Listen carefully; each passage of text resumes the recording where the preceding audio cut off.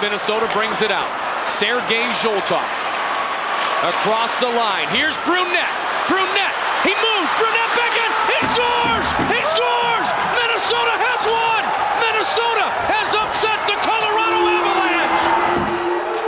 NHL hockey is back in Minnesota. Reborn in a state where the game is as much a part of the spirit as the pro sports landscape. It's hockey throughout. It's not just the Wild. It's their kids playing. It's watching the Gophers play. It's watching the Wild play. So there's this quiet passion about hockey that goes statewide. We had an ice rink that my dad would build every winter out in the backyard. And before I even had friends, I think I played hockey. Every body of water, which we have a ton of, is frozen during the winter. All you need is a shovel and a pair of skates and you got ice time. Everyone loves football, baseball, but hockey here in Minnesota is what it's all about. I mean, you're raised with it. You know Hockey Town is Detroit? Well, here in Minnesota, they're calling it the state of hockey. You look at the amount of rinks, you look at the amount of players there is practicing this sport. So it's pretty unique. It's part of the culture here. It's a lot like a Canadian city where people play outdoors and, you know, go watch a game later that night or whatever have you. But people have been very supportive, but the word passionate, I think, sticks out. While the seeds of the Wild's rebirth may lie in the people's love for the game, their success is no accident. It is the result of careful planning and commitment to principles. We use the same principles that Doug and the hockey operations people have put together in the Hockey Operations Handbook, and that's preparation, team, passion, honesty. And these were what we were using at the outset. Before we ever had a hockey player, a hockey ops organization, we were using these to woo back our fan. Preparation, team, passion, honesty.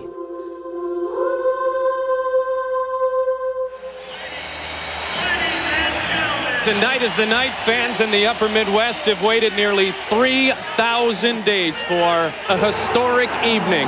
The very first game in Minnesota Wild history. We welcome everyone to a night of celebration for all the hockey fans in the upper Midwest because tonight the National Hockey League is back in town. Opening night at the Xcel Energy Center had all the pomp and circumstance you would expect from a new franchise. This night was the culmination of hard work, careful planning, and unconditional dedication that had begun over 4 years ago. The mayor of St. Paul went to breakfast with my son and me in July of 1996. And under his leadership, the city of St. Paul was beginning to reflower. And the centerpiece of that reflowerment, he thought, should be the return of NHL hockey to Minnesota, St. Paul specific. On behalf of all the 4 million fans plus in Minnesota, we're very proud to bring hockey back to a place of its real heritage in the United States. What a remarkable idea. We all thought he was crazy, but he was a dreamer. So a number of us hooked onto his dream. And as we like to say in Minnesota, that hockey's back. Though it was just 4 years since the Stars had played their final game, it seemed an eternity for many in Minnesota. When they left here, it was a real downer. No one ever thought it would come back here. We thought that once it was gone forever. The void in hockey was definitely there. I mean, there was something missing here. Even though that amateur hockey is still big here in the state tournaments for high school and the college teams, but there was a void, and that was pro hockey. I think people were getting starved for it again, and that's and when it came back, and it was just people were hungry for it. So hungry, in fact, that when the team name was to be announced, management made sure to include the fans. There was a lot of speculation on the name and what it would look like, and we did it at a public rink in St. Paul. At a little arena up on the north side of St. Paul called Aldrich Arena, a place that we've all hauled kids to play youth hockey. Wonderful venue. That's where we unveiled the name. And we had an NHL ceremony. It was a sold-out house, our first sellout, we call it. This is great. The NHL is back in Minnesota. The mayor of St. Paul was there, and it really kicked off the franchise and put us in a real positive light with the community. We wanted them to be party to every piece. When you build a building, every brick is significant. Maybe it doesn't appear to be at the time, but we needed to make certain that every brick that we laid, that they were party to and saw. With the team named, the Wild had laid their foundation, and the building continued. In June of 1998, ground was broken for their future home in St. Paul. As we do this groundbreaking this morning, I would say that is one small shovel of dirt for man, and this is one great accomplishment for St. Paul and all of the state of Minnesota. I think the building's going to be spectacular. I think it's going to be terrific for downtown St. Paul, and I think it's going to be great for fans coming to the games. Oh, it was like giving birth to a baby that weighed 175 million pounds. With their home being built, it was time to begin plans on how the Wild would fill it. He was and is our number one choice and has been our number one choice to be our general manager. No other offers were extended, and I could just tell you, we are absolutely proud to announce Doug Risebrough as our first GM of the Minnesota Wild franchise in its history. I think hiring Doug Risebrough as the general manager, and now he's the president and general manager, has had a great effect. Number one, it's been instant credibility for our team on the hockey side because of his background, his Stanley Cup championships he's won as a player, coach, and been with successful organizations throughout his entire NHL career. We knew that before we ever had a winning team, we needed to have a winning attitude. And that came from inside, from a confidence that the pieces you were putting in place would eventually lead you to where you wanted to be. It was pretty obvious that Doug was the person. As I said, it's a new franchise, but it's not a traditional expansion franchise. The market here has had NHL hockey. So I thought we would have actually a chance to be judged by a very knowledgeable fan, not only hockey, but NHL hockey on a broader basis. And just weeks later, the team's logo was unveiled, again to a sellout crowd at a local rink. We had a little ceremony there, and it was the Roseville Arena was filled with people. Fans, are you ready to see the new Minnesota Wild sweater?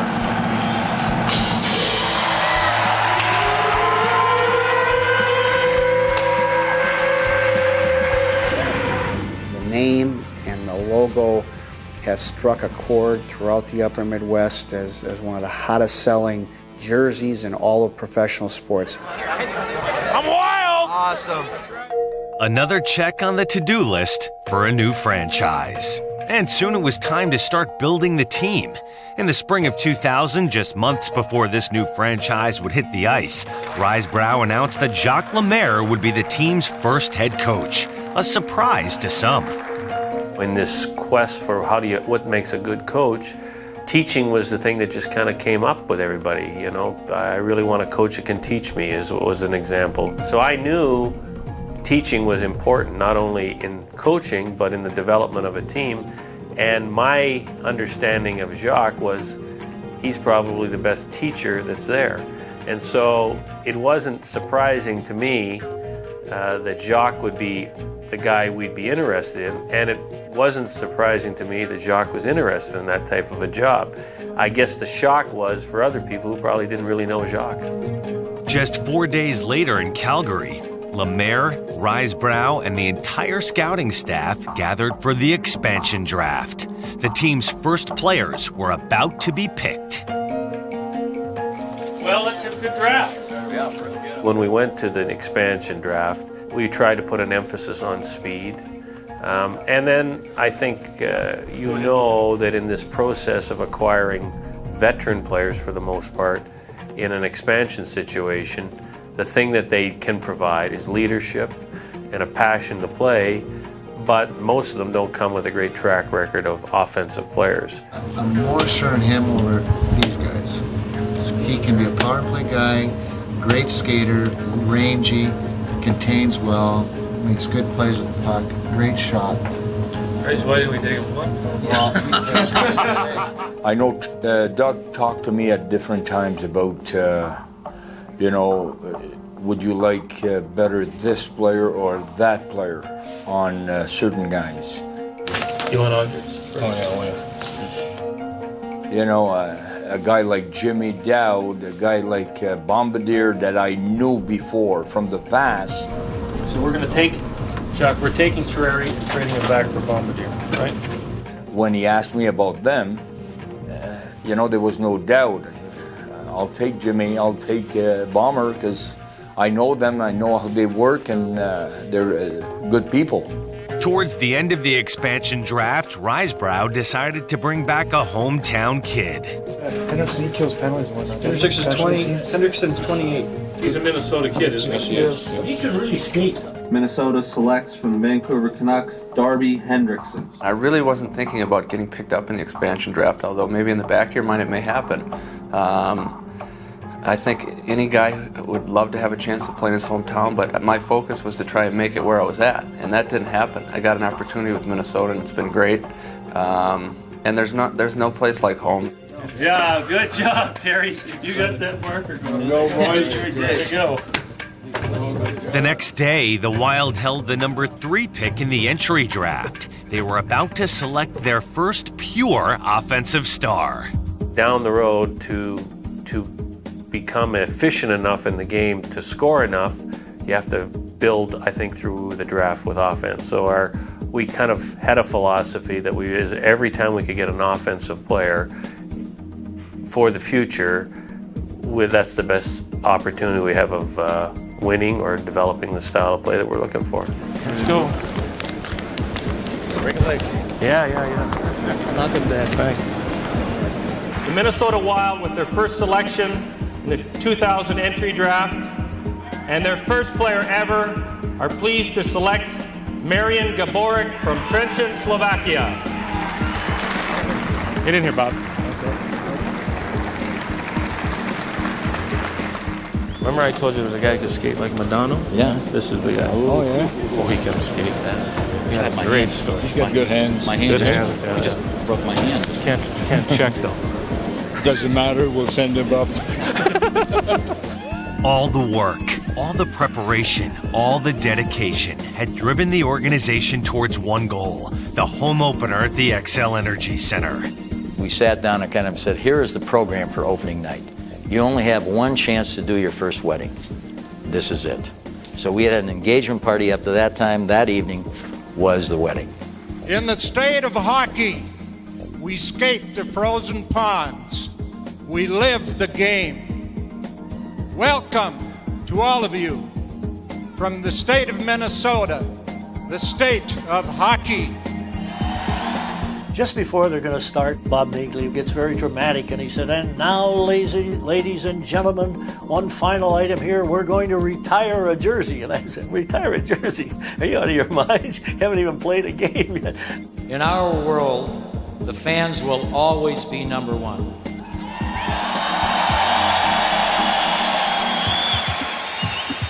And to demonstrate that commitment, tonight we will retire our first sweater in honor of you. No Wild player will ever wear the number 1 sweater. Minnesota Wild fans, you are number 1. And the place just went nuts. I couldn't resist. I said to Jack Sperling, I said, Jack, is there any chance of me getting credit for this idea? He said, no, there's a lot of people in line ahead of you.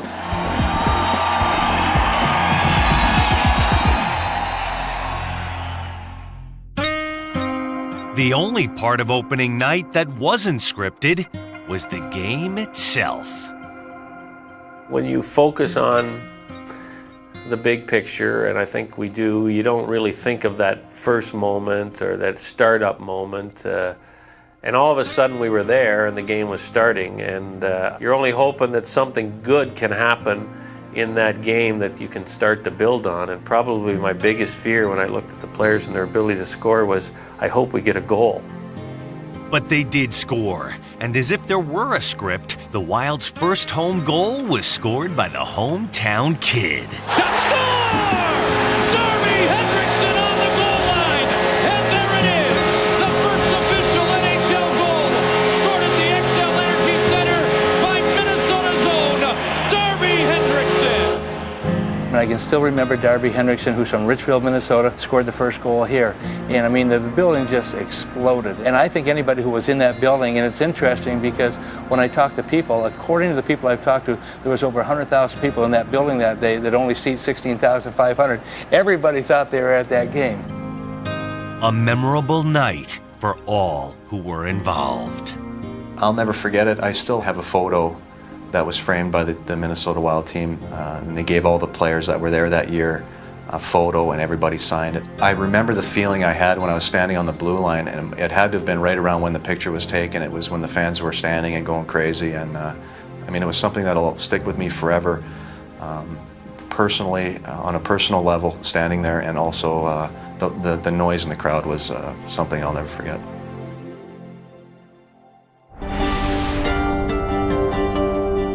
The Wild brought NHL hockey back. With them came the chance to learn from history and avoid the pitfalls of their predecessors. The senior risk was the emotional detachment based on bitterness and rage of the Minnesota hockey fan.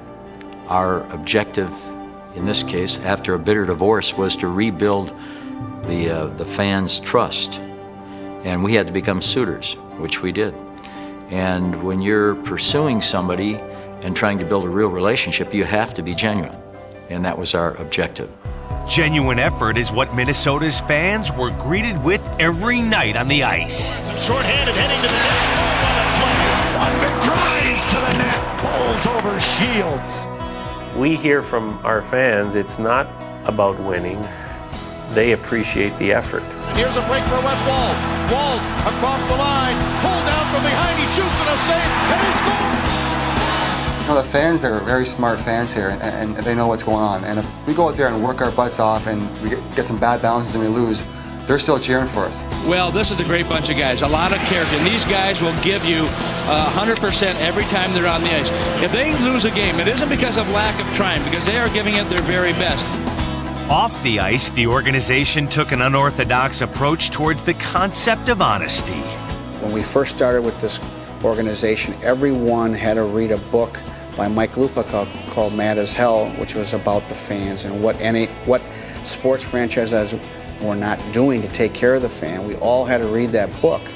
Jack Sperling, our CEO, and Bob Nagy, our chairman, wanted everybody to read that to understand that the people that are paying the bills are the fans. They are number one. And whether at or away from the rink, the Wild set out to become more than just another pro sports team in Minnesota. Well, it's been really exciting to see our fans embrace our players. And from day one, the fans have been great about the players that we brought into this community, and the players can feel it. My favorite player? Yeah. It's Pascal Dupuis. Minnesota Wild right here. Minnesota Wild. Oh, during the year, we're always doing stuff. I think all the players know that, you know, it's so important to give back to the fans. Great. See you guys. As a team, organization, we make sure the players are always out doing stuff. Yeah, nice meeting you, buddy, eh? You betcha. You have a good one, buddy. You betcha. You're welcome. You have a nice day. They just do things right. Just there isn't anything that they can think of to do to make it better for the fans than they won't do and don't do. The most, I think, visible way we do that, although it's one of only of many, is by taking our programs and having youth hockey teams sell those game programs. Only $2. All right, that's what we like to see. Only $2 for a program. Well, I'm from the Twin Cities area. I live on Portland Avenue, and we are here tonight to sell programs and try to gain money for the girls hockey program. When a person walks in the door and sees a youth hockey player saying, you know, youth hockey selling programs tonight, all proceeds, go to my team, it's a real tangible way to show our support for the community.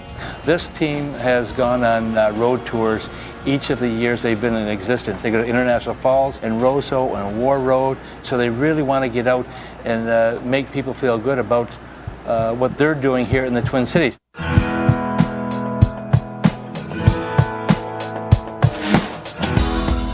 The one thing that I think is so indicative, you walk into the rink, the first thing you see is all the high school jerseys. I mean, that's community.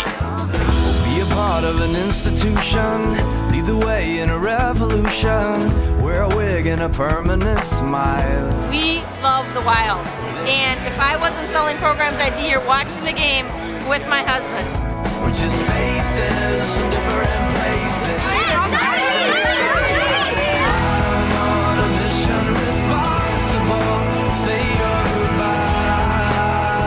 See, I was in a bad mood, but you're getting me in a good mood now.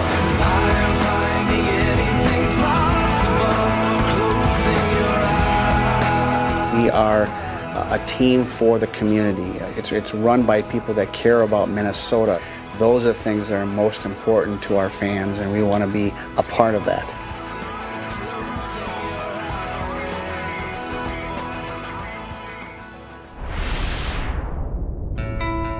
The team concept is we believe, and I think most teams do, that ultimately to win you have to win as a team, and that hockey is that type of a game. Management as a team, scouts as a team, the business side as a team, so team is a big thing.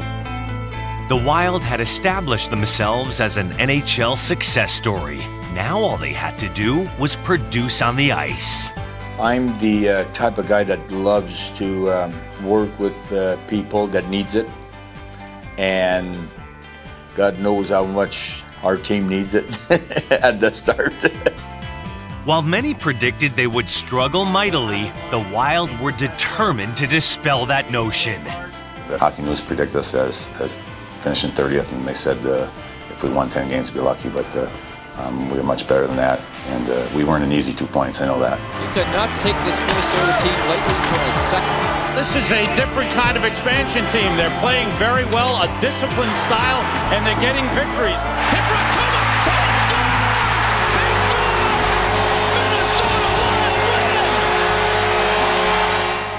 And no victory was sweeter than their triumph over a ghost from the past. Early in December, we welcomed home the team formerly known as the Minnesota North Stars to the Xcel Energy Center, and we gave them a hospitable welcome. Minnesota's own Jeff Nielsen, and it's 1-0 Wild Stars!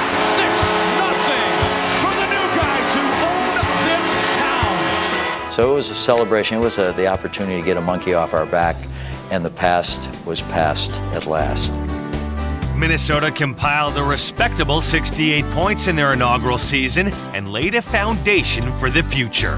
My main goal at that time was to improve every day, every week, every month, every individual, so we can have a team, a decent team on the ice that will compete. As they embarked on year 2, their confidence was on the rise. We started to believe as a team in our second year that we were a lot closer to winning these games than a lot of people thought. And that started to creep into our dressing room into our second year. There's no question about it, and especially as the year went on.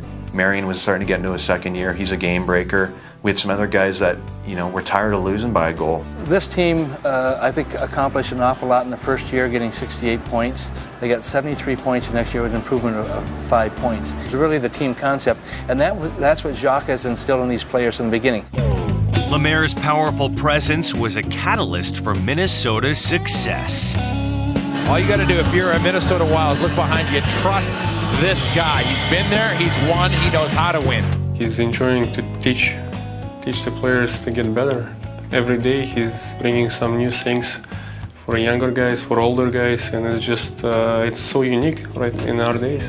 His approach was he knows that they didn't have the talent to compete on a skill level. And he said the one thing I want to instill in my hockey team is the commitment to work ethic, the commitment to playing defensive hockey. If we were not good enough, talented-wise, to win, and we play hard, in a way we have to accept it. I think Doug Risebrough getting Jacques Lemaire to be the head coach of this team is the best thing he's done as a general manager. I think today's coach has got to be much better adaptable to the players. They have to be a psychologist and a father figure and a teacher. All of those things, and combine them all together. Jacques Lemaire to me is the greatest coach that I've ever watched. Lemaire also emphasized the importance of each and every player by rotating the captaincy. It's a really good idea. I think it's something that start of each month we have a captain, and at practice, and the guys are kind of hooting and hollering. He makes a victory lap, so it's kind of something unique with our team. And it's not just the star players. Matt Johnson had it. I had it. He gives it to players he feels he's working hard and leading, and I think that's very important. I think all the players on our team respect that. When we look around the league at who some of the captains are, it's a good feeling for every guy when they get it. And when guys get it, they're fired up about it. Prior to their third season, Minnesota set their sights on an even loftier goal, making the playoffs. But a strong start was crucial in the ultra-competitive Western Conference. What's important in a season is always the start, especially for a team that is building. Because when you start and you're winning, I think it grabs every individual. They believe they can win. Here in year 3, Minnesota off to their best start in franchise history. You start getting a few more breaks and you start winning some of these one-goal games. It's down to Dupuis. Down. He puts it in front. Score! Score! Jimmy Dowd on a deflection off of Yanni Nienema. Everybody's a hero on our team. It could be any guy on any night. The Minnesota Wild continue to be the hottest team in the National Hockey League. Right after the first month, we believed because we didn't know any better, and that was our inexperience, and that helped us in a sense. Most importantly, we learned how to rely on one another, and that was more evident as the season wore on. That bond included hockey's most important position. We're kind of unique here with the two. We got two number ones here. What a save by Manny Fernandez! Fighting for the same spot, same ice time, but they're teammates, so they gotta support each other, but they compete very hard against each other too. Going into this thing, I had a lot of questions, a lot of doubts if that could even work. And they have the best pair of goalies in the NHL. One with 19 wins, Fernandez, and one with 22 not playing tonight, Rolison. One guy would start slowing down a little bit, and the other guy would get in full energy and would just pick up the slack. And it's worked well for this team. That is why Minnesota started out strong and are remaining strong. I think we push each other. I think every goaltender, it's obviously that's why they say we're different or unique, is because there's only two A's on a team and you're fighting for that one spot. Dwayne Rolison, Manny Fernandez, you know what? It doesn't matter which one of those two goes between the pipes. They are very, very confident that either one of those goaltenders can carry the load. Despite the team's success, many still needed to be convinced the ride would continue. I thought at some point during the third season the wheels would fall off a little bit, that they wouldn't be able to sustain the level they were playing at. The turning point, I think, was when we played Philadelphia back-to-back, and we beat them in Philly 1-0, I believe it was. Dupuis trying to go off to the races. Dupuis stops. Leaves it for Jim Dowd. Down in front, Dupuis. He scores! Oh, what a play! Then beat him at home 2-0. And for the first time in franchise history, the Minnesota Wild have recorded consecutive shutouts. And right after those 2 wins, we felt we knew we could beat anybody. We were nervous the whole time. We were kind of worried about where we're going to go. But I think when we beat Detroit at home to clinch a playoff spot, then we knew we were for real. Congratulations to the playoff-bound Minnesota Wild. 42 wins on the year, 25 at home, and 95 points in the standings here in their third year of existence. The elation of making the postseason was tempered by the specter of Minnesota's first-round opponent. I really thought playing against Colorado they'd be beaten in 4 straight. There was a few of us at the St. Paul Grill having dinner, and we're just waiting to see who we were going to play. And I remember finding out that it was Colorado. Guys are like, oh, wow, we got to play Colorado. And then you start thinking about Sakic, Blake, Patrick Waugh. You start thinking, all these names start creeping in your head, and you're like, how are we going to pull this off? No one really wanted to come out and say, holy smokes, we're scared. We don't want to play these guys. I'll never forget Jacques putting their lineup up on the board 3 days before we even played them. And he pointed out that he wanted guys to look at the lineup and really look closely at it. The more you look at their lineup, the more you think you can beat it. I felt that we had a little bit more depth than their team as a whole, and that might sound funny to some people. In terms of 20 guys going, we thought we had a chance. I felt if we could do a good job against their 2 top lines, that I can honestly say in our dressing room before the series started. We thought we had a chance, and that's all you can ask for, is that sense of hope and the belief.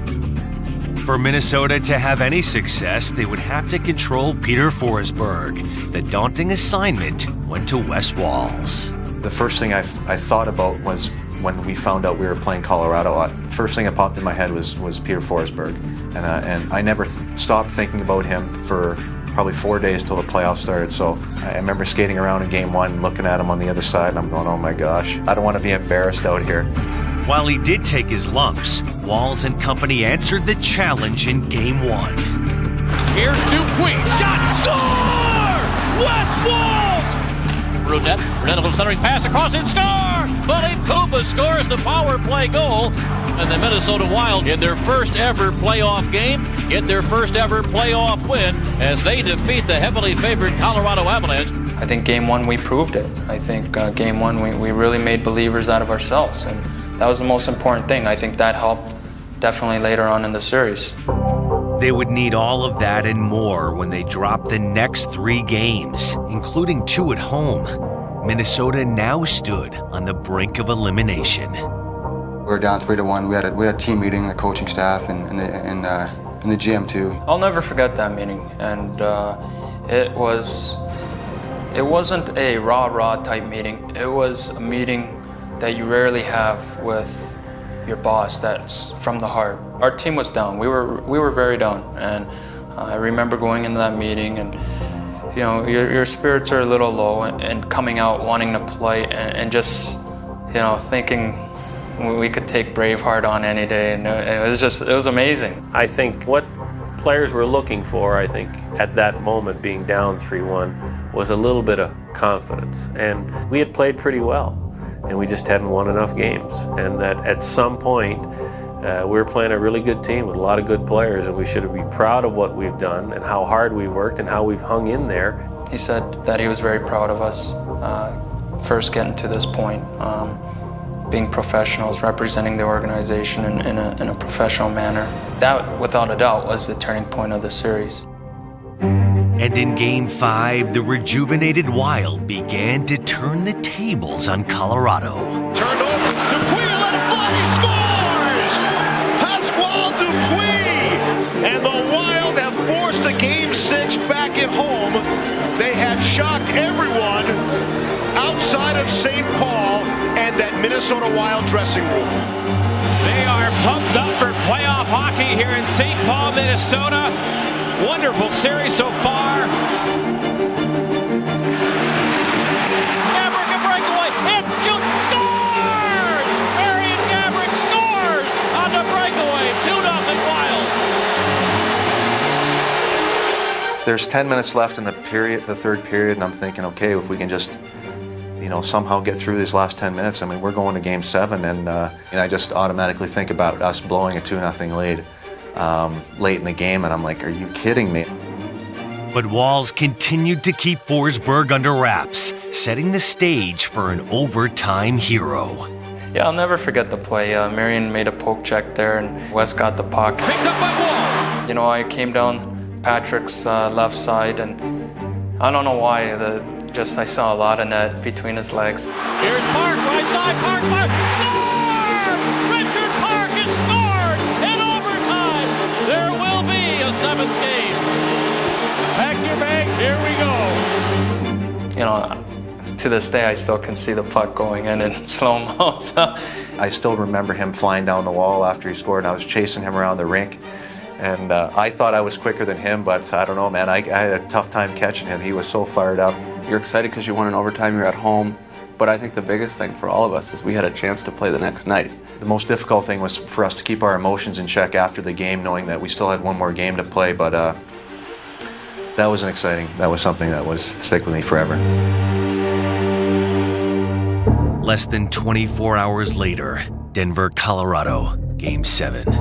It's challenging. The Game 7 challenging, and everybody grab the sticks a little bit harder, and everybody knows this is it. Either you go home or you go to the next round.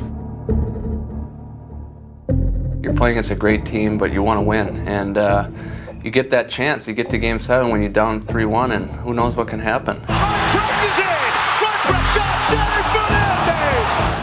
We just hung in there. It was a close game. Running, wraparound, no, Kuba, yes, fires, rebound, score! Score! Minnesota Wild, power play goal, game tied at 2. The Wild had pushed the Avalanche into overtime, and destiny was calling. We had nothing to lose, and they had everything to lose. I remember sitting on the bench thinking to myself, during overtime, they haven't scored, and they've been all over us for 5 minutes. We got a real good chance to win this game. I've seen it happen so many times. When Brunette got the puck, and he got a step, I believe it was on Morris, I felt like it's over. Across the Colorado line, drops it off for Andrew Brunette. Brunette is it. He shoots, he scores! Andrew Brunette scores! The Wild win the series. They beat the Avalanche 3-2 in overtime. Andrew Brunette on the backhand, and the Wild will head to the next round of the playoffs. Oh my goodness, Bob, I can't believe what just happened here. The assistant coach Mike Ramsey had the same reaction I had when the Brunette goal went in. I mean, I was just stunned. And they showed Jacques on the bench for a second, and he just gave Mario Tremblay kind of a light tap and well done or something. Then he turned, and Jacques said at the time, I turned to Mario, and then I looked at my young assistant coach. He said, I thought he was going to faint. I was white as a ghost too, and I don't know. It was a weird feeling. It was a great feeling, obviously, when you get in the locker room and get to soak it up a little bit. But to be part of that, it was very special. Anything that happened after that series was gravy. I was so proud of the guys and how hard we were able to work, and no one gave us a chance. Everyone was saying 4 straight, and on we move. Next up, the Vancouver Canucks, a team Minnesota had already developed a healthy dislike for. Not only was it the second round, but against Vancouver, who to that point was our biggest rivalry in the NHL, and we've had some pretty rough games against them. That physical trend continued, as did the Wild's penchant for falling behind. Power play goal, overtime game winner, Vancouver, and they lead the series 3-1. When we were down 3-1, we felt that we could have very easily been up 3-1 in that series. That's how close the series was. I can remember some of their guys telling our fans here, the Vancouver players telling our fans, you know what, don't bother getting your tickets for the next game. We're not coming back here. Some of their demeanor after they scored and some of the other things that happened on the ice was definitely motivation for me personally and the guys in our room. Back in Vancouver for another must game, Minnesota responded yet again. Roddick and Riley scores! Brunette brings it back in front of backhand, he scores! Oh, and a goal by Brunette! They score! Marion Gaborik, it's 5-1 Minnesota. How about those Game 6 tickets now? Playoff hockey are swings of momentum, and you lose it, and some teams can't get it back, but we seem to get it back numerous times and ran with it. The home crowd had a special message for their favorite Canuck, but it was Dwayne Roloson who stood out early in Game 6. Bertuzzi, oh, what a save by Roloson! Roloson, wow, has he been incredible in this hockey game. Roley frustrated the Canucks and propelled the Wild. Shot and a save rebound! Brunette, he scores! Big drive, he scores! Shot, score!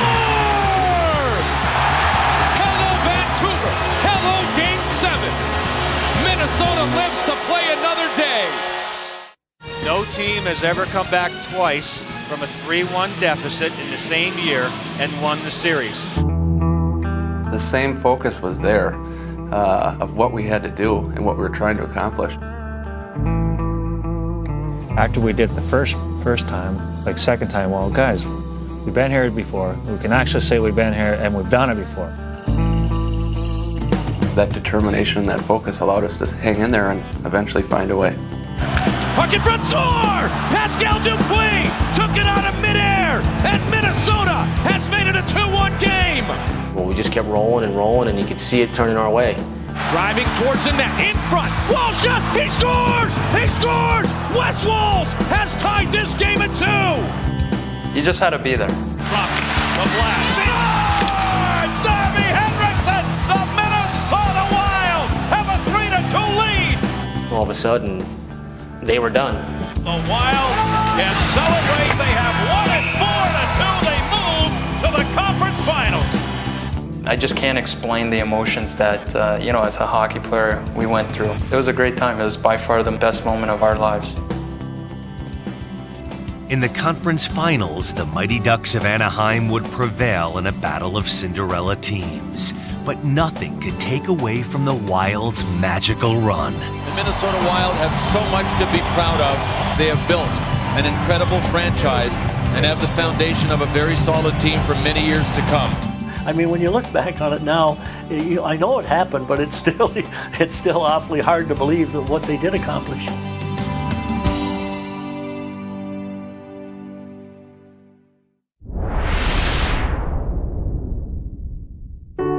The final principle the team has organized itself around is perhaps the simplest: the absolute passion and love for the game of hockey that will always bond the Wild with their fans. In Minnesota, you don't need to hype hockey. You don't need to explain hockey. You just need to do hockey and do it well. It's like it's a fabric of growing up in Minnesota. It's just kind of what you do. I lived about 5 houses away from the park, so when I was 5, 6, 7, I used to walk right down the middle of the street with my skates on. I'd skate down there by myself, and then when it was time to come home, my dad would step outside in front and he'd whistle. He'd whistle real loud, and I'd come running home with my skates.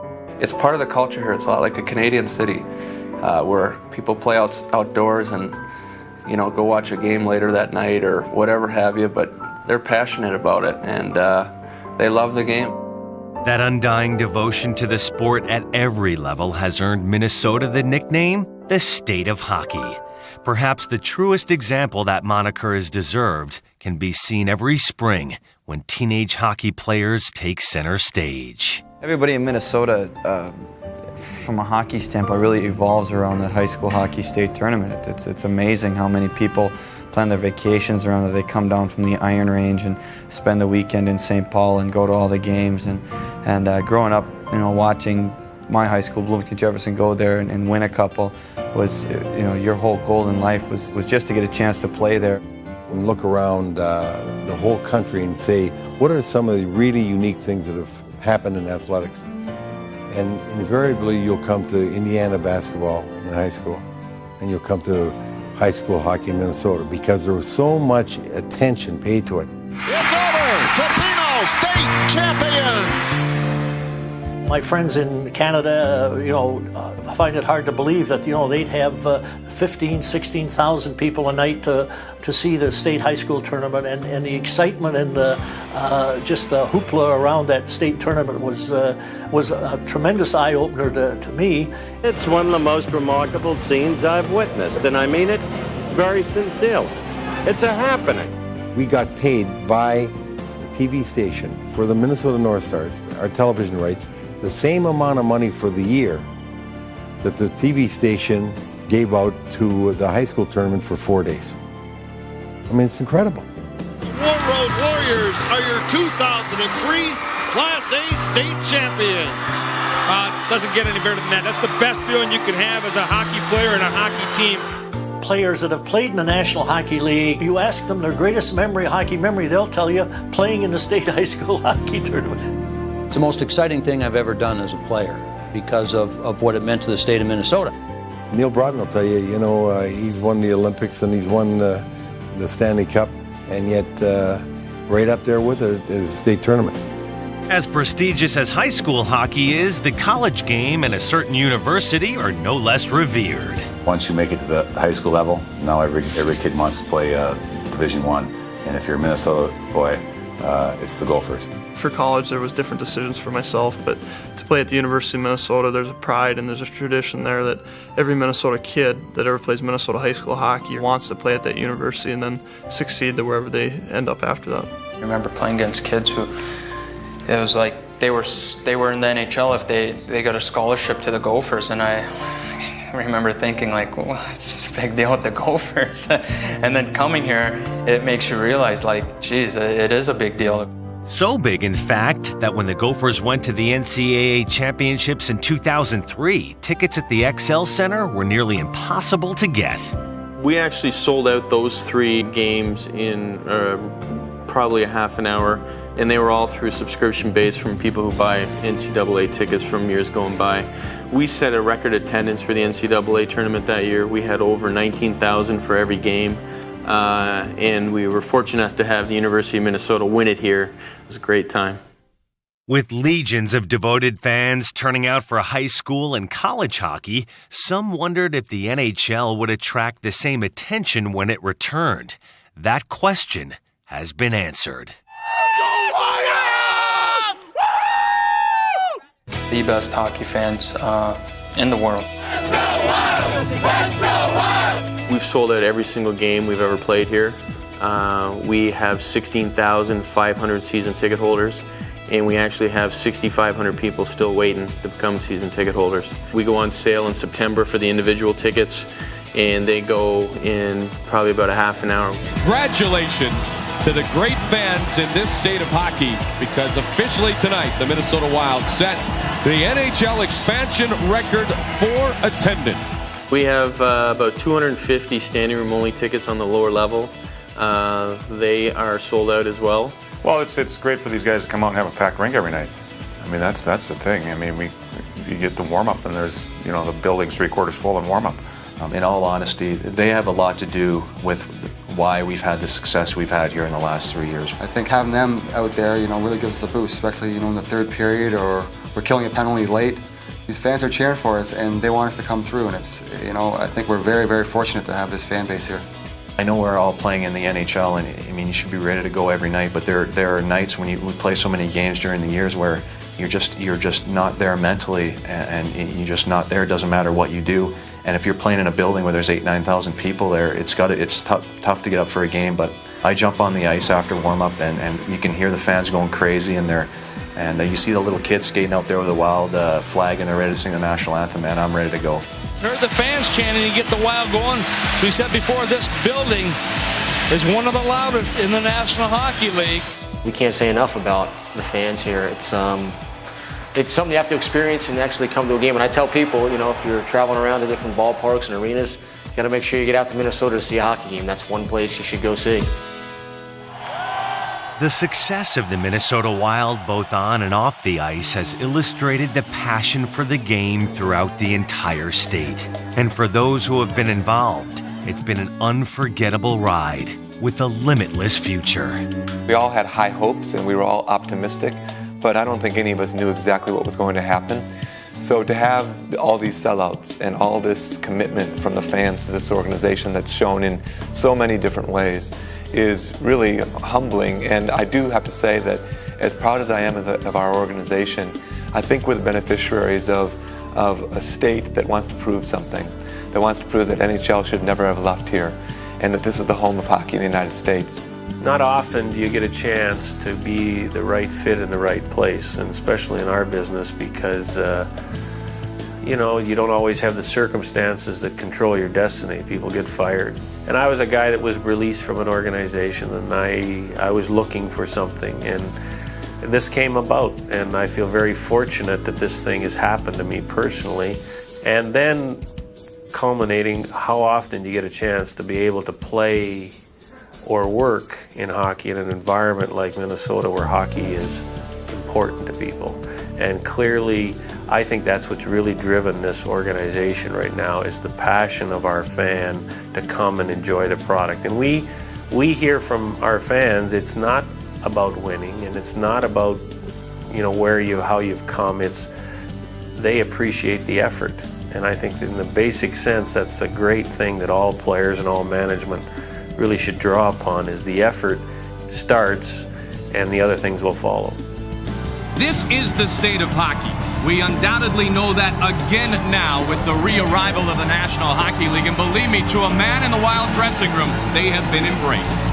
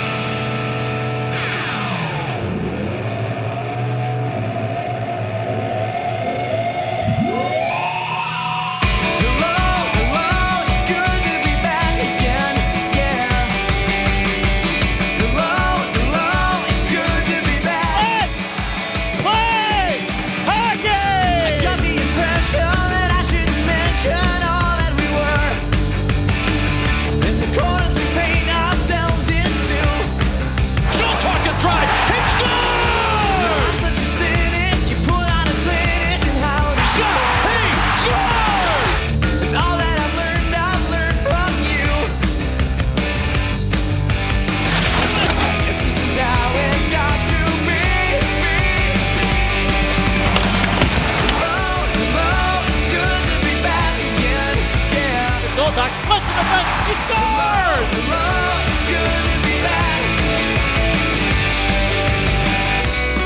Asked me to be something I'm not, so out of my cage, but now I'm caught.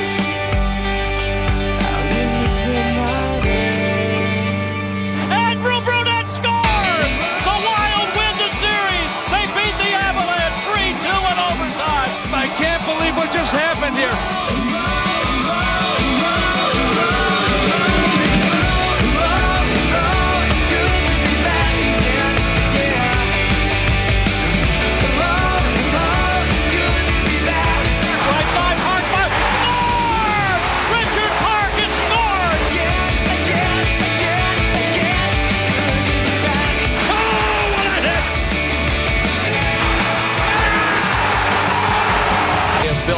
An incredible franchise and have the foundation of a very solid team for many years to come.